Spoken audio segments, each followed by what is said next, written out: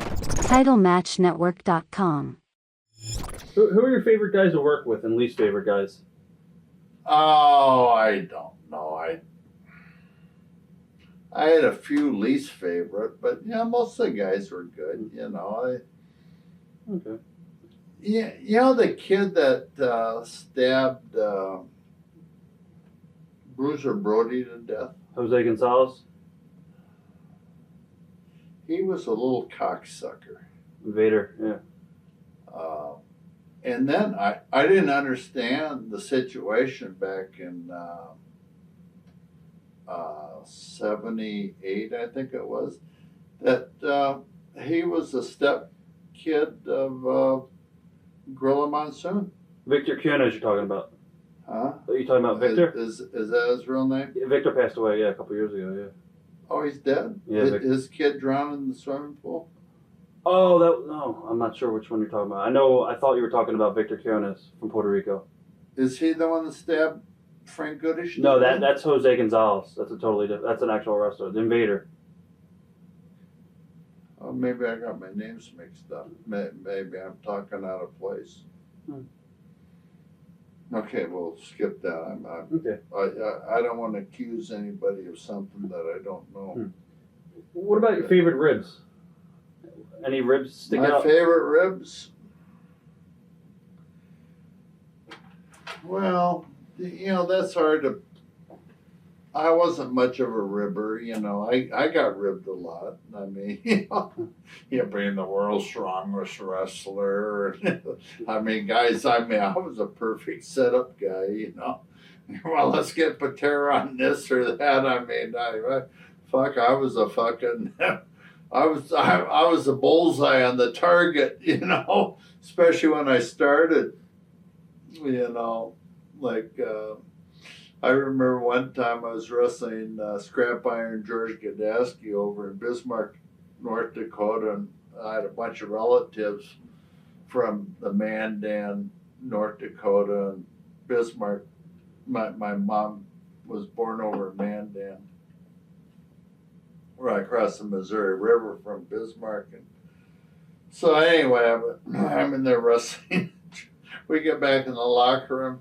Says, Patera, don't you have a jock strap on? I said, no. He says, I could tell your fucking little dick was fucking peeping out about a half an inch.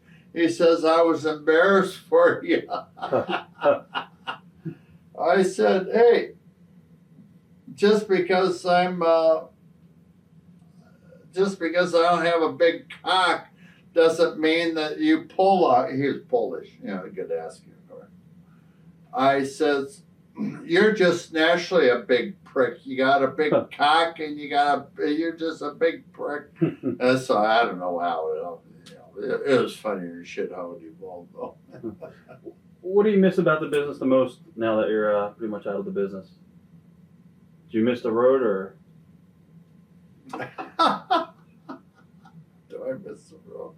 No, that's why he quit. Right. No, I was going through a divorce and I had 2 young daughters and I had already missed raising one family. And when I walked away from the wrestling business in Survivor Series 1988, I walked away. I remember Shane McMahon. He was about 18, 19 years old. He was home from college. And he was helping ushering us through the canopy that went out to the arena in Cleveland, Ohio. And Vince introduced me to, I hadn't seen Shane in 10 years, since he was about 8 years old. This is my son, Shane. Ken, I had pneumonia so bad I was going to die. I really had. And Vince, of course, said, fuck you, you're not sick. This is probably the sickest I've been in my whole life, was that fucking day. It was the last day of my career with the WWF. But I went out there and did it anyway. And I told Jimmy Brunzell in there that I think we both flew in on the same airlines into Cleveland that day or the day before. I said, Jimmy, I don't know if I can I told him, I said, I got fucking pneumonia. And he said, well, don't wrestle. I said, no, fuck it, I'm gonna do it. Of course, a fucking piece of shit, Vince McMahon, he didn't believe me. There's another fuck you, Vince. Fuck you, you motherfucker. But hey, let's step back 10 years. North Carolina, Jamie Crockett Promotions, NWA. George Scott was the fucking Booker. Booker at the time. This is another motherfucker. I'll tell you, if I could jump out of my skin and murder somebody or kill somebody, I'd fucking do it. I was in up in the mountains there in North Carolina, where they had that big mansion. What's the name of that fucking place? Anyway, I'll remember it. We wrestled there 1 o'clock. We wrestled in Charlotte at 7:30 that night, Sunday afternoon. So we get down there. I stop at a Long John Silver seafood place. I eat, back then they used to have these 3 pieces of fish and French fries and hush puppies. And this one piece of fish tasted funny, and it was soft. Anyway, I ate it anyway. By the time I got to Charlotte, I was fucking puking my guts off. An hour and a half, 2.5 hours later. Asheville, North Carolina. About 4 days later, a friend of my wife's came over and says, Ken, or said to Sue, when the airlines land in Nashville, they don't take on water. The water supply up there is spoiled. There's something in the water. Well, I didn't know that.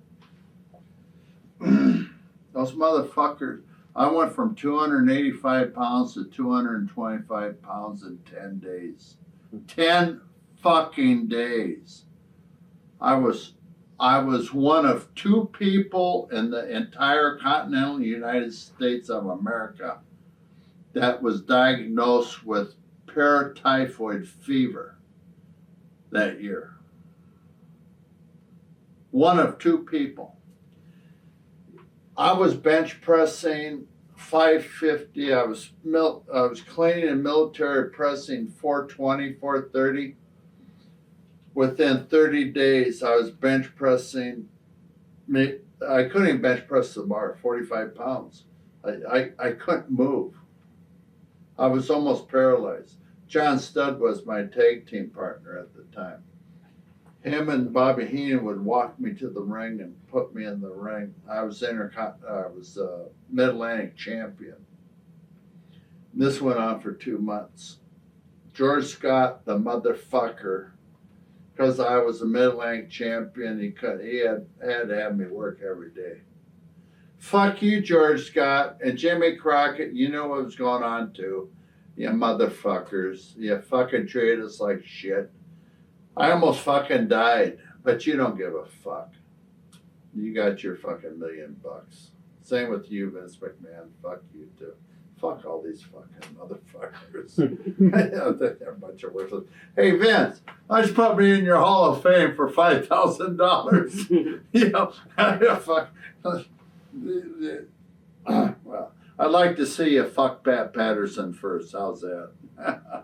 I guess, is there anything you want to say to your wrestling fans out there that you've never had a chance to say to before, and this is your chance to say something to your fans? One thing, all the guys that knocked my car windows out, put bolts in my tires, and asked me for autographs in a rude manner. I actually probably liked you fucking pricks the most. Because you're actually, being abusive. But, it's the fans that were the silent fans, the ones that are out there that never, had the opportunity. Let's say they were in Bozeman, Montana, or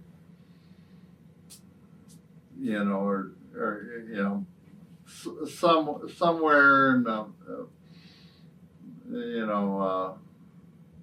Idaho or somewhere that that really never got to meet us or follow us, other than TV.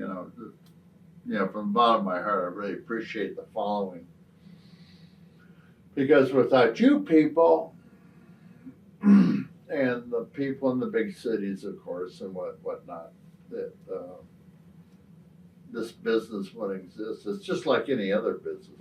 It doesn't matter if it's the NFL, National Football League, National Hockey League, baseball, basketball, Ultimate Fighting, Jay Leno show, Dave Letterman. It doesn't matter. We have to have viewership, and you people make us, and then people like myself or Hulk Hogan, Andre the Giant, or The Rock. I mean, he's the Rock. I met The Rock when he was 4 years old. I told him that. Of course, he didn't remember. Him and his dad, or his dad, Rocky Johnson, and I were tag team partners for a short time down in a Georgia Championship Wrestling years ago. But no, it's the fans are good. I have no animosity towards any of the fans. I have nothing but good to say to them. Well, thanks for being here today with us. Is there anything else you might want to say before we conclude? Fuck you, because you're a prick. The viewing audience, this guy's a jack off. Fuck him. Thanks again, Ken. TitleMatchNetwork.com